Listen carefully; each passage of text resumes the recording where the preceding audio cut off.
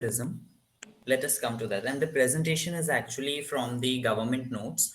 So please don't go on the style, formatting, and design of the presentation. It is not very much into the scientific format because I used it as it is from the NEPTEL notes. Uh, our motive is just to understand the topic, so we'll move forward with it. This particular presentation, there are two presentations included in this topic. This presentation which you are watching on your screen is basically about the notes and the definitions. The another one is about the examples of plagiarism and what can be the consequences of it. So plagiarism, as it is suggested, that many of the people think that it is copying of others' work or borrowing someone else's original ideas. So, if some research has been done in terms of PhD research work, we'll talk about because plagiarism can be done in any of these sectors. So, according to the research work, copying other people's research as it is, or the innovative idea was of someone else and you copied it and published it on your own name. Secondly, in papers and thesis, copying the lines from earlier published work as it is without paraphrasing or without changing the context. That is known as plagiarism. In simple words, it is actually copying. You actually copy the original work of someone else. So when the legalization thing is implemented into the copying, it is known as plagiarism, which is act of a fraud and punishable. It involves both stealing someone else's work and lying about it afterwards. Both of the things. Like we copied someone else's work, two things can be done in research. किसी और का जैसे research paper है या review article है उससे as it is copy कर लिए आइडियाज या उसकी lines as it is copy कर लिए अपने थीसिस में या फर्दर जो आप पेपर लिख रहे हैं उसमें दैट इज प्लेजरिज्म. सेकेंडली, किसी और का इनोवेटिव आइडिया था, उसको बस आपने अपने तरीके से थोड़ा सा जंबल किया और उसी के ऊपर एक पेपर छाप दिया पूरा का पूरा. That is also known as plagiarism. For example, जैसे मैंने कोई नैनो पार्टिकल डिजाइन किया, सॉरी, किसी और ने नैनो पार्टिकल डिजाइन किया जो कि कैंसर थेरेपी में बहुत ज्यादा कारगर है, यूजफुल है और अपना ट्रीटमेंट और हीलिंग इफेक्ट शो कर रहा है ट्यूमर्स एंड कैंसर्स में. Let's say silver nano particle. Exactly same work मैंने आइडिया कॉपी कर लिया उस पेपर में से और अपनी भाषा में उसके ऊपर पूरा एक पेपर बना के लिख दिया. That is also a move of plagiarism. So this was about the research field. Other than the research field, art में कैसे होता है, जैसे किसी और की पेंटिंग कॉपी करके पेंट करके अपने नाम से बेच दिया. किसी और के सॉन्ग्स थे, लिरिक्स थे या म्यूजिक थे, उसको कॉपी किया, बस हल्का सा ट्यून इन किया और वो कमर्शलाइज कर दिया. मूवी का पूरा स्टोरी एंड आइडिया कॉपी कर लिया. और बहुत कॉमन जो हम लोग देखते हैं, सपोज किसी ने अपनी दुकान का नाम कुछ रखा हुआ है और उसने उसको कॉपीराइट ले रखा है उस नाम पे. जैसे आप दुकान के नाम के आगे या फिर किसी ब्रांड के नाम के आगे सुपर स्क्रिप्ट में आर या सीपी देखते हैं लिखा हुआ या टीएम देखते हैं ट्रेडमार्क लिखा हुआ, यानी उसने उसको रजिस्टर करा रखा है, कॉपीराइट ले रखा है उस नाम के आगे कि कोई और सेम नाम से सेम चीज की दुकान ना खोले.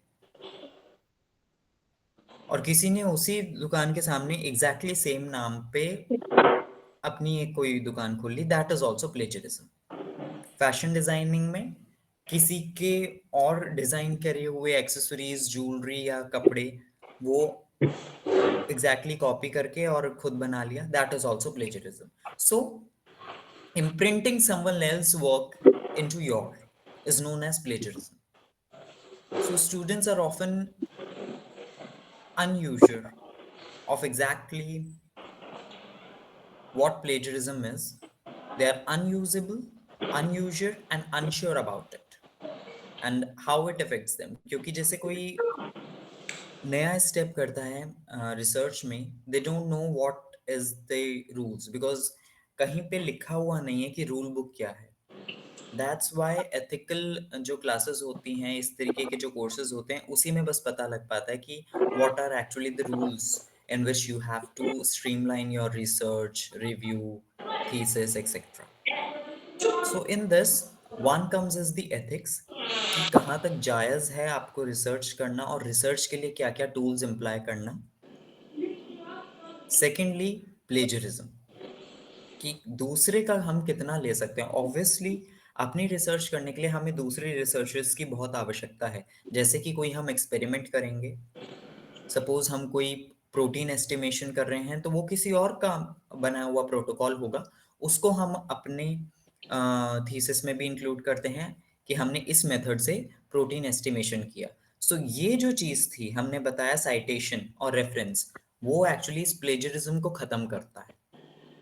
या फिर डीएनए आइसोलेट करने का, अब आप सारी जितने भी कैरेक्टराइजेशन की चीज़ें हैं, या कहीं से कोई डेफिनेशन उठाई है, आप तो नहीं उसको इन्वेंट कर सकते हर एक प्रोसेस को या डेफिनेशन को, तो आप किसी और का रिसर्च से वो रेफरेंस लेते हो। इसीलिए रेफरेंस एंड साइटेशन देना बहुत इंपॉर्टेंट हो जाता है। In the same way medical sector में, जैसे किसी ने बताया कि eye is the organ which is the optical device of human body and other animals etc. यानी ये किसी ने और ने रिसर्च कर रखी होगी, बट आप जब भी आई के ऊपर रिसर्च करेंगे तो उसका रेफरेंस देना बहुत जरूरी है, और लेटेस्ट रेफरेंस देना, because everything you cannot innovate in your complete thesis. Secondly, cutting and pasting from the internet, जैसे चैट जीपीटी कर लिया, वो भी एक तरीके का प्लेजरिज्म में आता है। एआई का यूज करके, जैसे अपना खुद कुछ लिखा नहीं, बस एआई का यूज करके कॉपी पेस्ट करके पेपर निकाल दिया, that is also a type of plagiarism, because all these AI tools are actually picking up their responses from the databases already present in internet. Or in other words, we can say that they are putting up answers from the already published work, which is there archived on the internet databases. And plagiarism is actually increasing day by day, which has become a serious concern about. Moving forward, plagiarism essentially is the stealing of other words, works, or thoughts and ideas, and it is treated as a fraud. Ignorance और carelessness is cannot be the excuse, क्योंकि पहले के ज़माने में, specially 80s में, बहुत ज़्यादा plagiarism आ गया था। And then when once the internet stepped into in 90s, तब भी plagiarism का बहुत ज़्यादा आ गया था, रिसर्च पेपर्स में, रिव्यू पेपर्स में, पब्लिशिंग में। तो लोग ये दे देते कि हमको पता नहीं था, हम केयरलेस थे, इसलिए हमको पता नहीं था, क्योंकि तब टूल्स भी इतने ज्यादा नहीं थे प्लेजरिज्म को सेंस करने के लिए या उसको ट्रैक करने के लिए। So this can not be the excuse for a criminal legalisation attempt.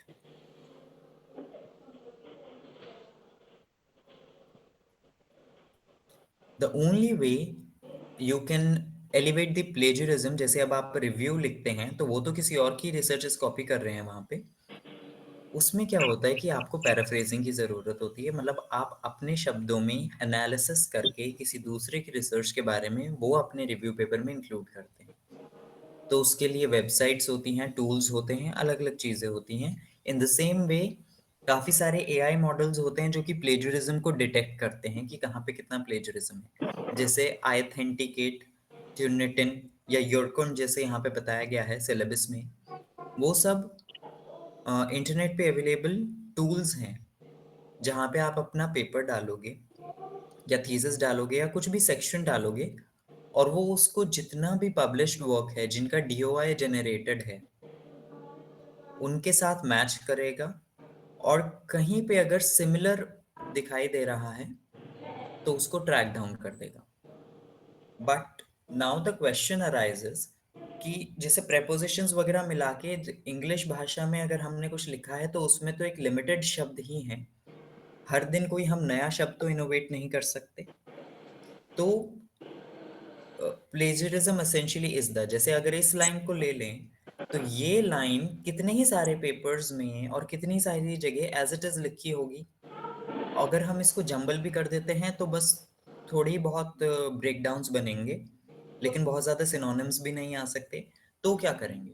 तो यूजीसी की गाइडलाइंस हैं कि 12 शब्दों से ज्यादा एग्जैक्ट कॉपीड नहीं होना चाहिए। 12 शब्दों तक अलाउड है एक लाइन में, लेकिन उससे ज्यादा अगर आएगा तो वो पूरी पूरी की पूरी लाइन प्लेजराइज हो जाएगी। तो this you have to keep in mind जब भी आप कोई प्लेजरिज्म का सॉफ्टवेयर या टूल यूज करते हैं, उसमें जो लोअर लिमिट दी गई है जैसे 12, उससे आप सेफर साइड के लिए 10 पे कर दीजिए कि 10 वर्ड अगर हैं तो उसमें प्लेजरिज्म छोड़ दे। 10 वर्ड से ज्यादा अगर प्लेजराइज है तो उसको वो डिटेक्ट करे या शो करे। तब जब आप फाइनली उसको कहीं और सबमिट करेंगे, अपनी थीसिस को सबमिट करेंगे एवेल्युएशन के लिए, अपने पेपर को सबमिट करेंगे, तो क्योंकि आपने पहले ही 10 वर्ड्स मिनिमम रखा हुआ है और 12 पे हाईएस्ट वो जाएगा, तो you will be on the safer side. ज्यादा से ज्यादा सपोज आपका 5% प्लेजरिज्म था तो उनके वेबसाइट पे वो या फिर उनके डेटाबेस में 6% दिखा देगा, इससे ज्यादा नहीं। So few points given by the NEPTEL or the Government of India are turning in someone else's work as your own work, copying words or ideas from someone else without giving credit. Credit का माने reference or citation. Failing to put up quotation in quotation marks. What thus this means is कि जैसे कोई phrase use किया है या idiom use किया है, कोई मुहावरा यूज किया है, उसको तो एज इट इज ही लिखना पड़ेगा, उसको तो नहीं हम जंबल कर सकते। तो उसको हटाने के लिए हम कोटेशन मार्क्स लगा देते हैं, जैसे अपोस्ट्रोफी लगा देते हैं या फिर इन्वर्टेड कॉमास में इंक्लूज कर देते हैं और इटैलिक्स में कर देते हैं, जिससे कि वो उसको डिस्टिंग्विश करता है कि ये एक फ्रेज है या किसी का और कोट कॉपी किया गया है as it is. Giving incorrect information about source of quotation, जैसे किसी और का मुहावरा अपने नाम से चिपका दिया। Changing words but copying the sentence structure of a source without giving credit. अब क्या होता है, जैसे कहीं से हमने कुछ रिसर्च उठाया, जैसे डीएनए आइसोलेशन का है, मैंने कहीं से उसका पूरा प्रोसेस उठाया, अपने शब्दों में उसको कन्वर्ट किया प्लेजरिज्म हटाने के लिए। वो रिसर्च मेरी करी हुई नहीं है, किसी और की रिसर्च है, बट मैंने उसको केवल सिनोनिम्स वगैरह लगा के उसका लैंग्वेज चेंज करके पैराफ्रेज कर दिया और अपने पेपर में इंक्लूड कर दिया, बट साइटेशन नहीं दिया। ये इंडिकेट करेगा कि ये जो मैंने पैराफ्रेज करके नया रिसर्च डाला है, ये जो मेथड डाला है, ये मैंने ही बनाया है। ये एक हाइपोथेटिकल या फिर इल्यूजनरी एक सेंस देता है रिव्यूअर को। तो भले ही आप कहीं से आप कॉपी कर रहे हैं, उसको पैराफ्रेज कर लिया और पैराफ्रेज करने की वजह से बाय चांस उसमें प्लेजरिज्म नहीं आया, तो आपने सोचा कि नहीं हम साइटेशन नहीं देंगे, तो ऐसा नहीं करना है, साइटेशन तब भी देना होगा। उसके बाद प्लेजरिज्म को अवॉइड करने का तरीका, एक तो हमने साइटेशन बता दिया, दूसरा सबसे अच्छा होता है कि पैराफ्रेज करना, and then if you have retained the essential idea of an original source and have not cited it, then no matter how drastically you may have altered its context of presentation, you have still plagiarized. यही जो चीज मैंने आपको बताई कि किसी और का रिसर्च उठा के, कोई मेथड उठा के अपनी भाषा में उसको पेश कर दिया, प्लेजरिज्म हट गया, जो सॉफ्टवेयर डिटेक्शन का प्लेजरिज्म था वो हट गया, बट जब रिव्यूअर उसको रिव्यू करेगा तब वो पकड़ा जाता है। So how you avoid plagiarism? Every single instance of using phrases and ideas that are not your own must be acknowledged. You do this by giving the name of the person who first expressed every concept and thought that you mention in your text. मतलब जिसने भी आपसे पहले उस particular idea को, research को या उस लाइन को लिखा है, उसको एक तो साइट करना, सेकंड डायरेक्टली किसी का quote as it is copy अगर आप कर रहे हैं बाय चांस, जैसे लिटरेचर के भी काफी सारे लोग होते हैं या फिर जो कंप्यूटर साइंस के हैं, वहां पे कुछ कोडिंग्स होती हैं जो कि एज इट इज कॉपी करना होता है, उसको चेंज नहीं कर सकते। तो आप किसी और का जब कोड कॉपी करेंगे तो एक तो इन्वर्टेड कॉमास में या इटैलिक्स में देंगे, दूसरा उसका साइटेशन देंगे। ये सेम चीज हम लोग कहाँ पे यूज करते हैं, जब हम फोटोग्राफ्स उठाते हैं किसी दूसरे के पेपर से अपने रिव्यू पेपर के लिए, तो उसके आगे हम लोग लिखते हैं taken by the permission of this particular, और साइटेशन जैसे गर्ग एटॉल से उठाया तो गर्ग एटॉल का नाम डाल देंगे उसके कैप्शन में। टेबल उठाया तो टेबल के कैप्शन में हम लोग उसका रेफरेंस डाल देंगे, साइटेशन डाल देंगे। लेकिन इसमें भी तीन चार चीजें होती हैं, जैसे फिगर्स एंड टेबल्स हैं, उसमें हमको ये देखना पड़ता है कि उसका लाइसेंस क्या है। लाइसेंस चार प्रकार के होते हैं। CC BY, CC BY मतलब कोई भी इसको कैसे भी यूज कर सकता है, बस ऑथर का साइटेशन दे देना है, और कितनी बारी भी अपने थीसिस में, कमर्शियल किसी चीज के लिए यानी वेबसाइट पे, अपने पेपर में यूज कर सकता है। CC BY ND का मतलब कि आप केवल इसको अपनी थीसिस में और रिसर्च, उस रिसर्च पेपर में कॉपी कर सकते हैं जो जिससे आपको पैसे नहीं आएंगे। ऐसा नहीं है कि आप उस फिगर को किसी बुक में पब्लिश कर दें हैं अपनी बुक में, और वो आगे बुक बिकेगी और आपको भी उसका हिस्सा आएगा पैसे का, वो नहीं। तो CC BY ND मतलब कि ओपन सोर्स है, इस पिक्चर का आप कहीं पे भी उसको पब्लिश कर सकते हैं, लेकिन सारे नॉन कमर्शियल के लिए, उन वाली जगहों पे जहां से आपको पैसा नहीं आएगा, आप वहां पे पब्लिश कर सकते हैं। एंड थर्ड वन इज, और द फोर्थ वन जो कि ये कंबाइन करके बता देते हैं, CC BY ND and CD। CC BY ND and CD का मतलब होता है कि जब तक या तो आप उसके लिए पे नहीं करेंगे उस फिगर के लिए जर्नल को, या फिर एक स्पेशल परमिशन नहीं ले लेंगे उस पर्टिकुलर ऑथर से जिसका वो पेपर है, जिसके ओरिजिनल वो फिगर है, उससे रिटन एप्लीकेशन नहीं ले लेंगे, तब तक आप उस फिगर को प्लेजराइज या कॉपी नहीं कर सकते। तो कभी भी आप अपना पेपर लिखेंगे या थीसिस लिखेंगे, उसमें कोई और से अगर फिगर उठा रहे हैं, तो ये जरूर देख लीजिएगा कि उसकी परमिशन कहाँ तक है पब्लिश करने की। सबसे बढ़िया होता है कि CC BY को हम यूज करें। किसी भी जर्नल की वेबसाइट पे जाके आपको दिख जाएगा कि जब आप जाएंगे परमिशंस में या फिर कॉपीराइट में, उस वेबसाइट पे आप देखिएगा, उस पेपर में कहीं पे होगा वो, उस पे जब आप क्लिक करेंगे तो उस पे आपको दिख जाएगा कि CC BY है, CC BY ND है, CC BY ND CD है, या क्या चीज है। And the fourth one, the best one is paraphrasing them. Paraphrasing का मतलब है कि जैसे लिखा है, every single instance of using phrases. So इसको हम बदल के कैसे लिख सकते हैं, the single use of every moment of the phrases. इस तरीके से हम कुछ लिटर कर सकते हैं, उसकी लैंग्वेज को जंबल कर सकते हैं, या कुछ सिनोनिम्स डाल सकते हैं जिससे कि एग्जैक्टली exactly वो ना हो बट सेंस हमारा सेंटेंस का सेम रहे। एग्जैक्टली वर्ड्स कॉपी ना हो बट सेंस सेम रहे, मीनिंग सेम रहे, that is known as paraphrasing. So paraphrasing के लिए इंटरनेट पे भी बहुत सारे अवेलेबल टूल्स हैं। एक है क्विल बॉट। क्विल बॉट एक is one of the example of paraphrasing tool. You can use AI for paraphrasing. That can also be done. Grammarly also serve as a grammatical tool, and otherwise a paraphrasing tool as well. Fifth is, you may also summarize more lengthy material. जैसे बहुत ज्यादा अगर कोई लेंदी material है, suppose DNA isolation का process है, वो बहुत लेंदी होगा, तो हम बस बता देंगे कि हमने इस मेथड से किया था और ये उसका साइटेशन है। We'll summarize it. We'll not copy paste the whole thing into it, our publication or something.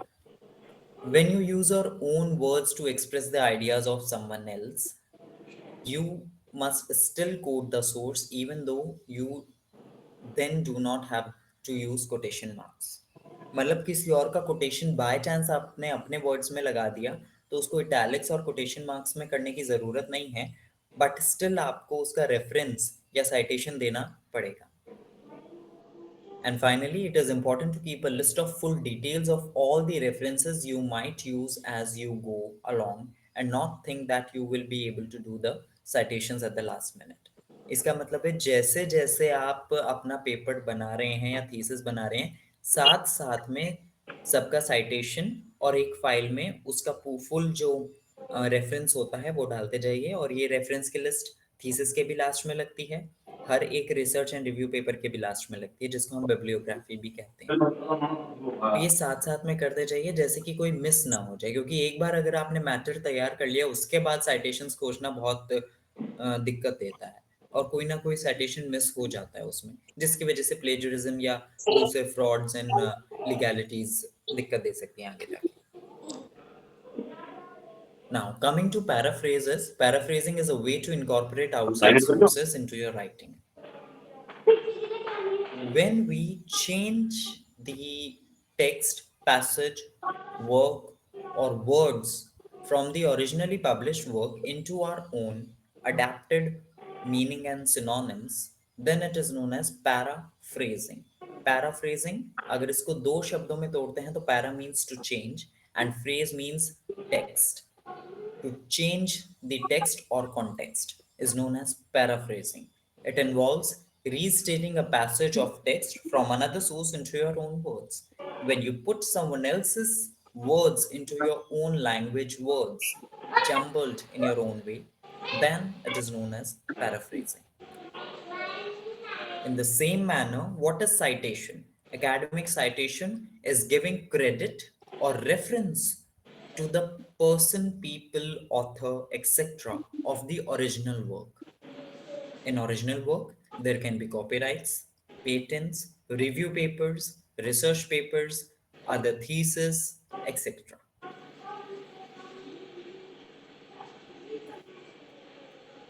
So citation के जैसे टूल्स हैं, सबसे फेमस एंड नोट और मेंडले हैं।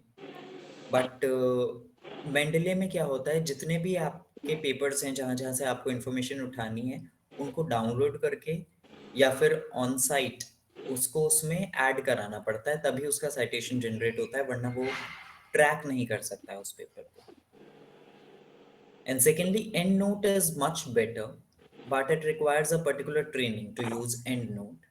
EndNote is basically a format of coding in which you code the citation, and as you plug it in your MS Word file, it gives citations automatically. And there can be numerous ways of writing same citation. जैसे कहीं पे authors का नाम पहले है, year का नाम बाद में है, उसके बाद रिसर्च पेपर का टाइटल है, फिर जर्नल का नाम है। अब इसको भी जंबल कर देते हैं लोग तो दूसरा स्टाइल बन जाता है। उसी के बेसिस पे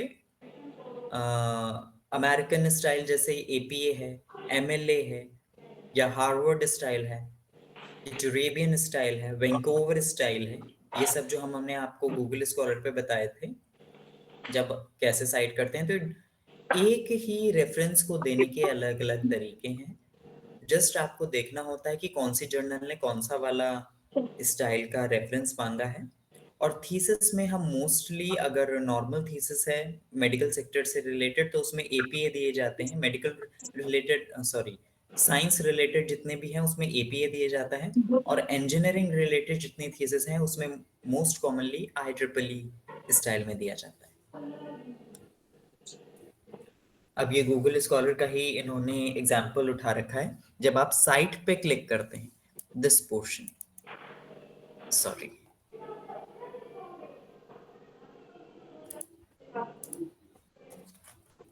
या ये गूगल स्कॉलर है। जब आप इस पर्टिकुलर चीज पे, ये जैसे पेपर का नाम आ गया, यहाँ पे आपने डाला था कि ZNO के नैनो स्ट्रक्चर्स से रिलेटेड हमको कुछ पेपर चाहिए, ये एक पेपर खुला। यहाँ पे हम साइट पे जाएंगे, तो जब साइट पे जाते हैं तो ये 4-5 ऑप्शंस वाले रेफरेंस खुल जाते हैं। Same reference but different styles में पेश किए गए हैं, एमएलए में, एपीए में, शिकागो में, हार्वर्ड में, वैंकूवर में, अकॉर्डिंग टू द रेपोजिटरी और the archiving database. Most commonly हम लोग एपीए यूज करते हैं क्योंकि इसमें सभी कुछ आ जाता है, जैसे ऑथर का नेम है, फुल ईयर भी स्पेसिफाई हो रहा है, एंड मॉर्फोलॉजिकल ड्रिवन, ये जो इनका रिसर्च पेपर का नाम है वो भी है, साथ में जर्नल का नाम, पेज नंबर और वॉल्यूम नंबर भी आ जाता है। आप दूसरे स्टाइल का भी कॉपी कर सकते हैं according to your need. Finally इसमें थोड़ा सा एंड नोट के बारे में बताया जा रहा है that we will skip for now, and this presentation is over. Now I'll take you to the another presentation which is about the consequences of plagiarism. I'm sorry about the formatting because this is being taken from Neptune, so I have kept as it is original. So, editors and reviewers of all scholarly journals look for the following for selection of the paper. जितने भी reviewers हैं, editors हैं किसी journal के, वो क्या देखते हैं किसी पेपर में?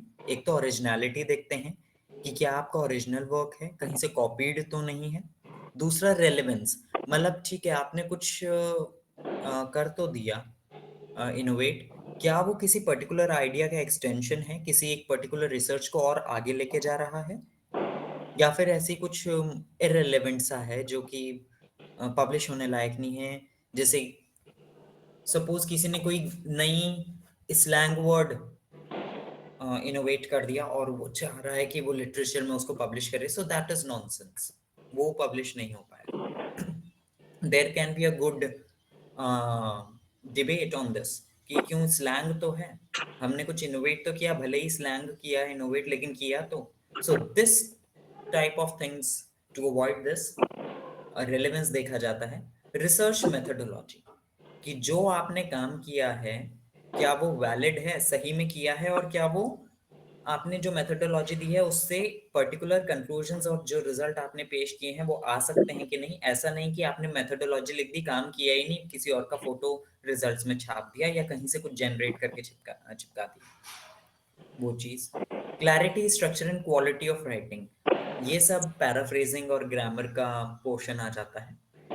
Sound and logical progression of argument, अगर किसी की रिसर्च को आप क्रिटिसाइज कर रहे हैं तो वो किस तरीके से साउंड कर रहा है। It should be a critical appreciation, you can not criticise someone else's research, भले ही आप उसको डिस्कार्ड कर रहे हो उसकी थ्योरी को, you have to critically appreciate it. Critically appreciation का मतलब है कि इस पर्टिकुलर रिसर्च में ये चीजें थी, लेकिन जो एक कमी रह गई वो हम अपनी रिसर्च से पूरी कर रहे हैं। This is the way to right.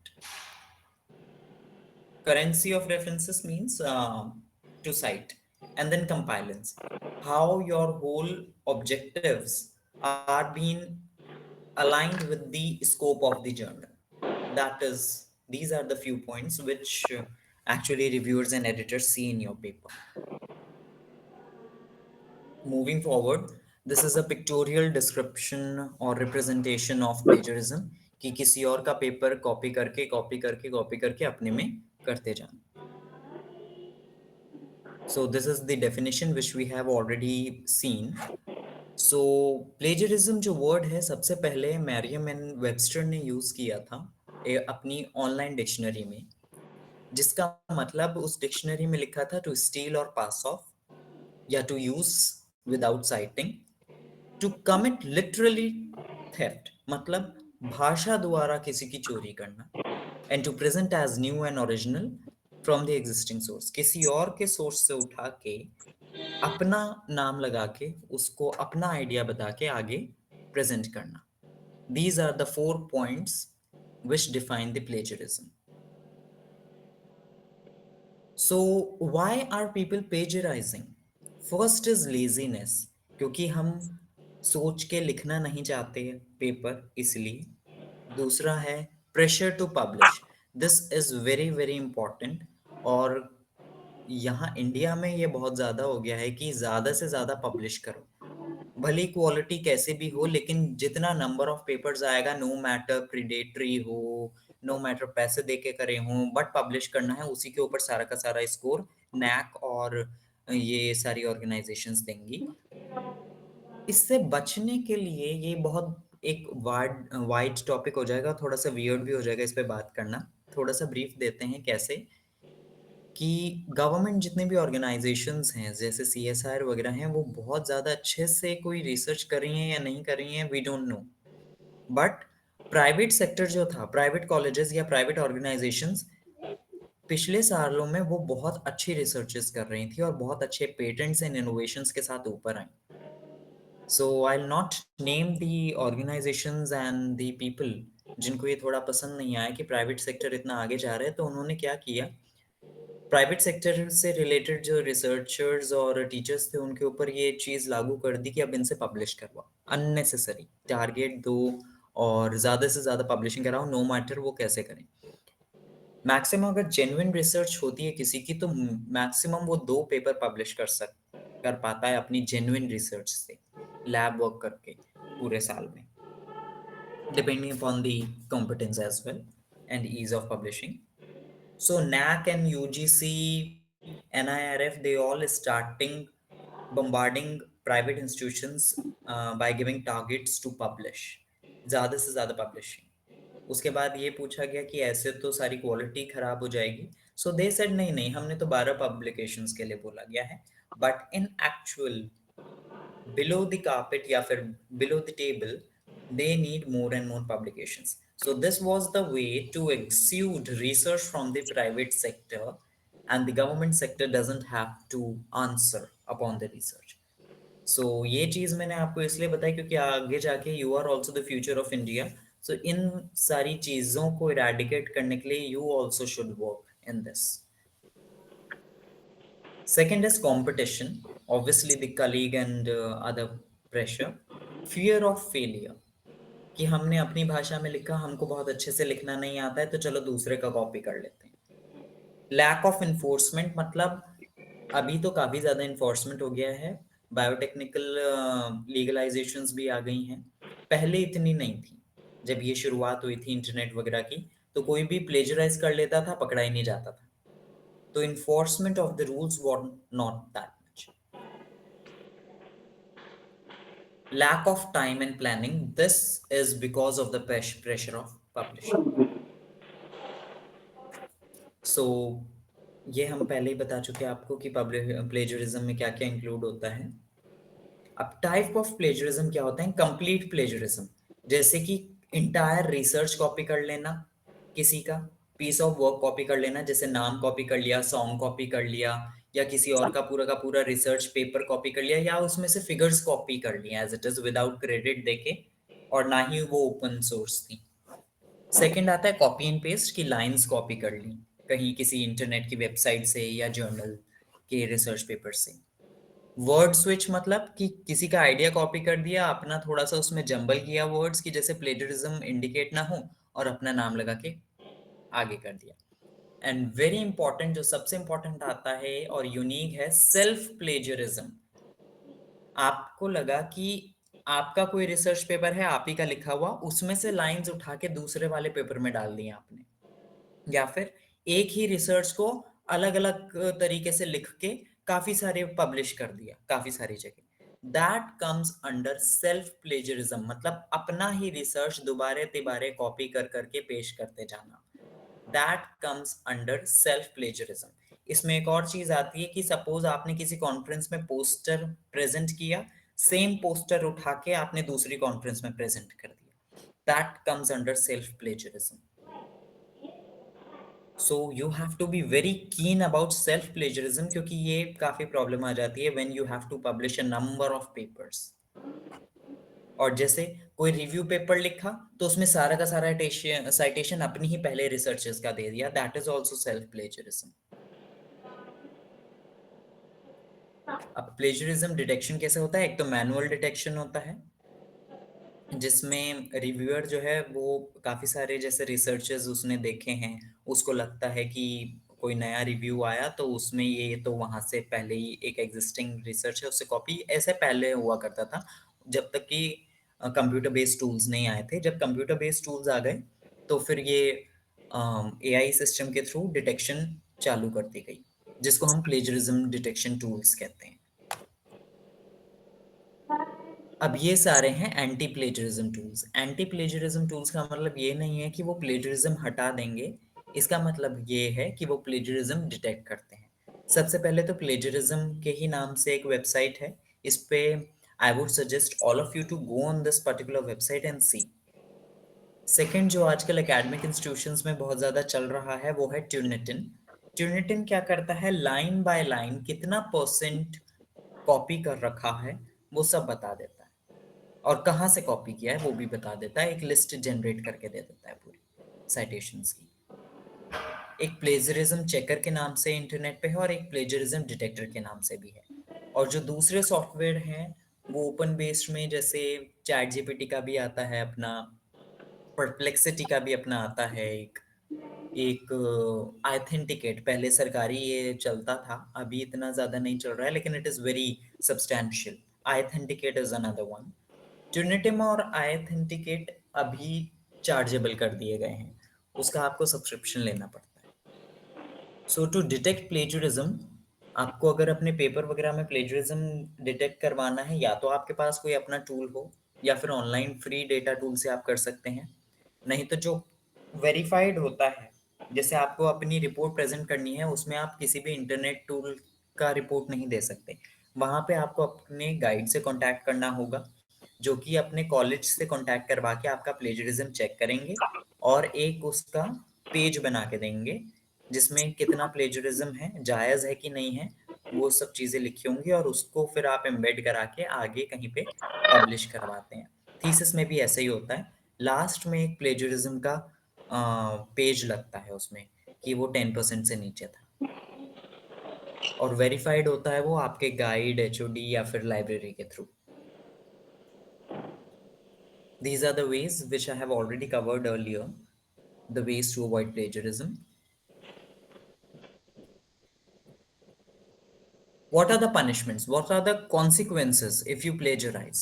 अगर पकड़े गए plagiarism वाले तो क्या होता है? कमर्शियल सेक्टर में तो बहुत तगड़ी चीजें होती हैं, जैसे कितने रुपए का इल्जाम लगा देते हैं या फिर पेनल्टी लगा देते हैं, जैसे अगर किसी का सॉन्ग कॉपी कर लिया, मूवी कॉपी कर ली, या आइडिया कॉपी कर लिया, किसी का डिजाइन कॉपी कर लिया, उसमें तो बहुत ज्यादा होता है। रिसर्च में इतना नहीं था। तो रिसर्च में क्या करते हैं, एक तो पब्लिक डिस्क्लोजर, मतलब बेइज्जती हो जाती है पूरे रिसर्च कम्युनिटी में। लॉस ऑफ रिसर्च फंडिंग, अगर आपके पास कहीं से फंडिंग आ रही है, आईसीएमआर की, आईसीएआर की, सीएसआईआर की, डीबीटी की, डीएसटी की, या कोई भी गवर्नमेंट नेशनल या इंटरनेशनल फंडिंग आ रही है, और अगर आप प्लेजरिज्म में डिटेक्ट होते हैं तो वो फंडिंग उसी वक्त रोकी जाएगी। लॉस ऑफ प्रोफेशनल स्ट्रेचर, मतलब position, termination of employment, you can be fired from your job for committing this type of crime. And lastly is legal action against the individuals committing plagiarism. अभी धीरे धीरे ये research industry में भी आ रहा है कि कोर्ट में भी ये सारे सेक्टर्स इंक्लूड करे जाएं। If the law students are currently present in the meeting, I would like to know कि इस तरीके का कुछ आया है कि किसी का रिसर्च अगर किसी ने कॉपी कर लिया, तो what are the frameworks which have been included in the law. I would love to hear from you people.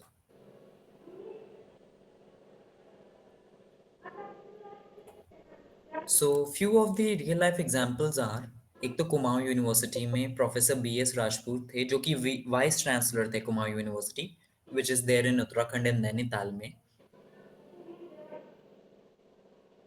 उनके कलीग्स ने क्या किया, थ्योरेटिकल फिजिक्स के फील्ड में एक स्टैनफोर्ड यूनिवर्सिटी के साइंटिस्ट का पेपर कॉपी कर लिया फिजिकल रिव्यू में, और अपने नाम से उसे पब्लिश कर दिया।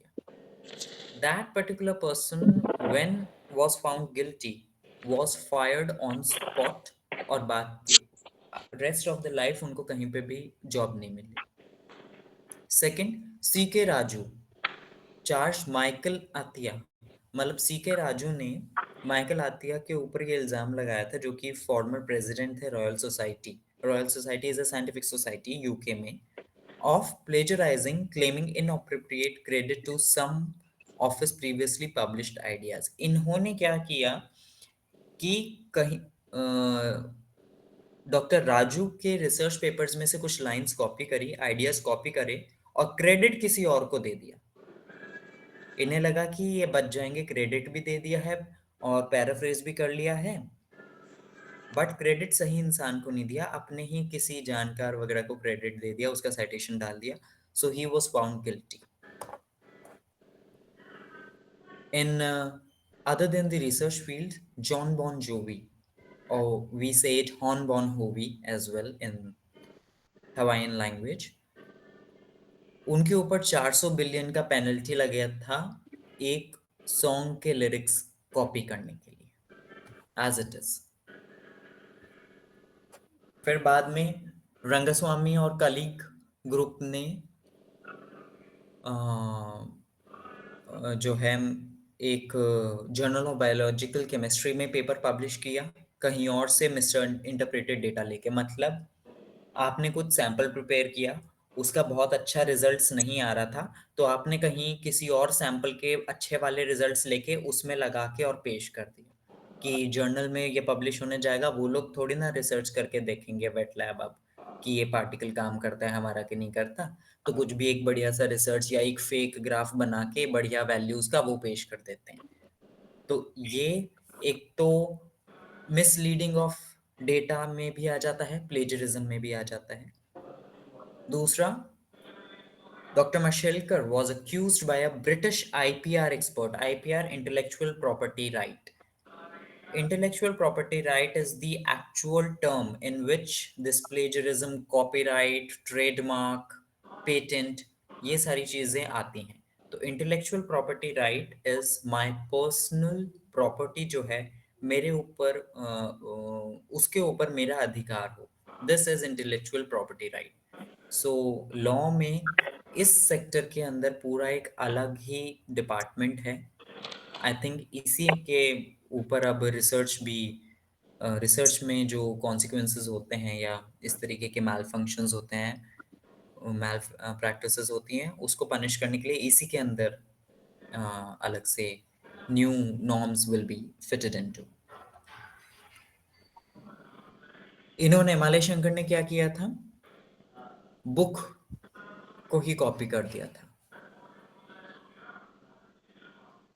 सो in conclusion what you do, एक तो हमेशा लाइब्रेरी के साथ कनेक्टेड रहिए, अपने लाइब्रेरियन के साथ, प्लेजरिज्म डिटेक्शन और प्रॉपर साइटेशन और सब्सक्रिप्शन ऑफ जर्नल्स के लिए। सेकेंडली, हमेशा अपनी फैकल्टी से अपने ओरिजिनल या रिटन वर्क को चेक करवाते रहिए। Third, to educate users and faculty through library users training program. मतलब कि अलग अलग तरीके के जो प्रोग्राम्स होते हैं जहाँ पे आपको इन सब चीज़ों से अवेयर किया जाएगा। जैसे अब ये करंट प्रेजेंटेशन है, ये जो करंट क्लास चल रही है, इस तरीके की क्लासेस बहुत कम यूनिवर्सिटीज़ में होती हैं रिसर्च रोल को लेके। वरना मोस्टली क्या करते हैं कि एमबीए से रिलेटेड या मैनेजमेंट से रिलेटेड रिसर्च मेथोडोलॉजी पढ़ा देते हैं, जो कि बाकी सेक्टर्स में इतनी इम्प्लाई नहीं होती है। जैसे बायोटेक में या लॉ में इतनी ज़्यादा वो इम्प्लीमेंट नहीं होगी। और रिसर्च मेथोडोलॉजी के अलावा जो ये है रिसर्च एंड पब्लिकेशन एथिक्स, वो पढ़ाते नहीं है। तो लोग जो है अनअवेयर रह जाते हैं और उस इग्नोरेंस की वजह से प्लेजरिज्म के शिकार बन जाते हैं। अनइंटेंशनल प्लेजरिज्म भी कर बैठते हैं क्योंकि नॉलेज ही नहीं था उस बात का। So the final step to address plagiarism is acknowledging the problem. उस प्रॉब्लम से कभी भी दूर मत भागिए, उसको एड्रेस कीजिए। Define, universally define plagiarism. Plagiarism क्या है, उसके सारे कॉन्सेप्ट्स आपको क्लियर होने चाहिए। कि आपको लगा कि नहीं, प्लेजरिज्म तो मतलब केवल किसी कुछ लाइंस कॉपी करना था, वो तो हमने कर दिया, बट हम टेबल कॉपी कर सकते हैं, फोटो कॉपी कर सकते हैं, ये सब भी नहीं किया तो किसी का आइडिया कॉपी कर सकते हैं। नहीं, whole thing has to be taken into consideration. Third is increase its awareness, prevent the adjustment of assignments और create an academic integrity policy, जो भी आपके institutions में जिस तरीके से बोला गया है। Develop a method for catching and screening, मतलब वही plagiarism detection हमेशा करते रहिए बार बार अपने work में। So that was all from my side. I would love to hear अगर कुछ questions हैं आप लोगों के तो।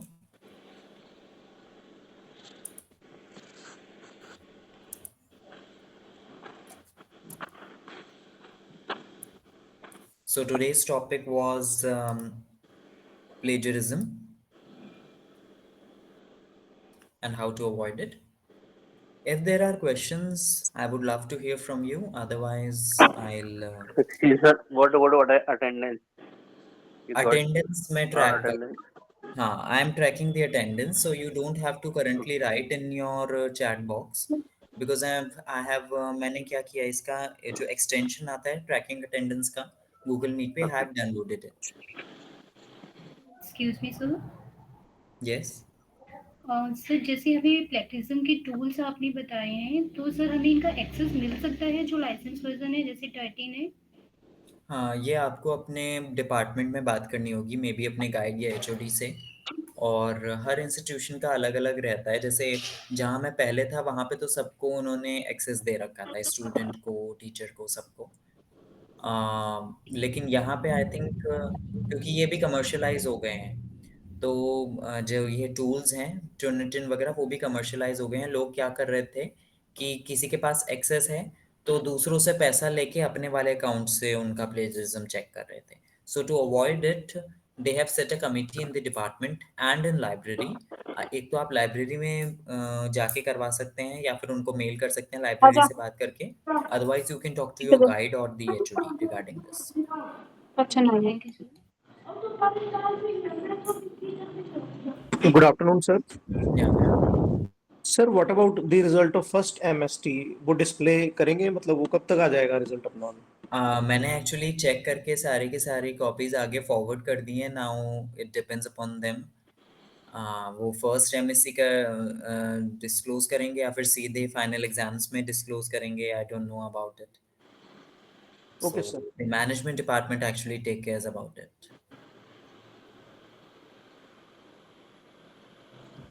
सर वैसे रिजल्ट कैसा रहा है?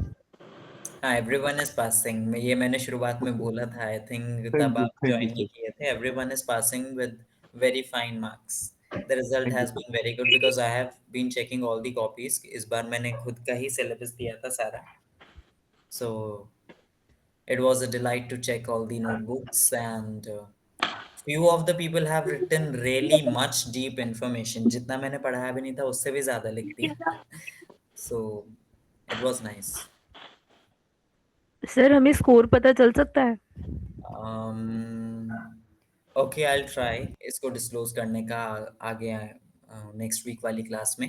आई try to announce this course.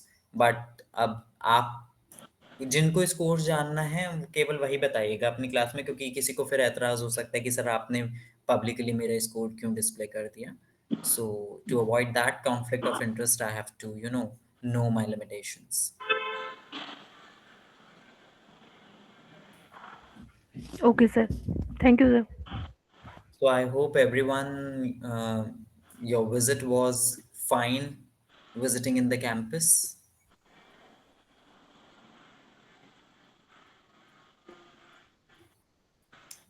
Yes, sir. Yes, Uh, sir.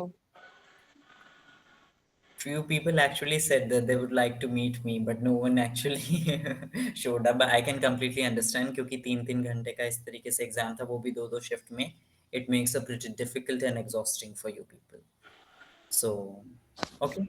हाँ So जी now, सर। सर एग्जाम भी 3-3 और फिर वो बिल्डिंग टू बिल्डिंग सर हमें बार-बार जाना पड़ता था। I can मतलब completely वो understand. Because even और to take the सब physical मतलब classes, I have to move from one block to the another and into the time limit. जी सर। और So फिर I वो completely get हमें it. पहली बार Excuse गए me, थे तो sir. हमें बिल्डिंग्स का भी नहीं पता था। It's a very new place to you. Yes sir. Uh, Excuse me, sir. Good afternoon, sir. Yes, good afternoon. Sir, my name is Seena. Actually, मुझे एक एक्सीडेंट हो गया on the way to college में। तो मैंने exam लिखा नहीं था, कोई भी एग्ज़ाम लिखा नहीं था। तो आगे के जो रिपीट एग्ज़ाम होने के लिए क्या प्रोसीजर है सर? आई थिंक इंटरनल्स में इतना ज़्यादा दिक्कत नहीं होना चाहिए। एक बार आप अपने गाइड और एचओडी से ये ज़रूर कंसल्ट कर लें, उनको इन्फॉर्मेशन सारी दें अपनी ना। अगर वो कहते हैं कि मेल कीजिए तो मेल कर दीजिएगा। प्रॉब्लम Uh, होती है ex- फाइनल एग्जाम में। तो अगर फर्स्ट सेशनल जैसे मिस हो जाता है तो you can cover up with second sessional और the final examination and internal assignments. और sir, इसके रिगार्डिंग हर डिपार्टमेंट का अलग है, तो अपने गाइड एंड एचओडी से ज़रूर पूछ लीजिए ये चीज़। सर मैंने बात किया गाइड और एचओडी से, तो उन्होंने बोला अलग डिपार्टमेंट का उधर का फैकल्टी से पूछने के लिए बोला था। अच्छा, ठीक है ठीक है, चलिए मैं फिर आपको आगे बता देता हूँ। अगर I have to take your another exam, so I let you know. Okay sir, Sir, thank you so sir, much. Okay, how much sir. is the All gap between first and second MST? It is actually 3 months gap or to 2.5 months Okay. gap, but in particular कभी भी university के norms change हो सकते हैं, तो I cannot actually assure you about it. Okay, sir.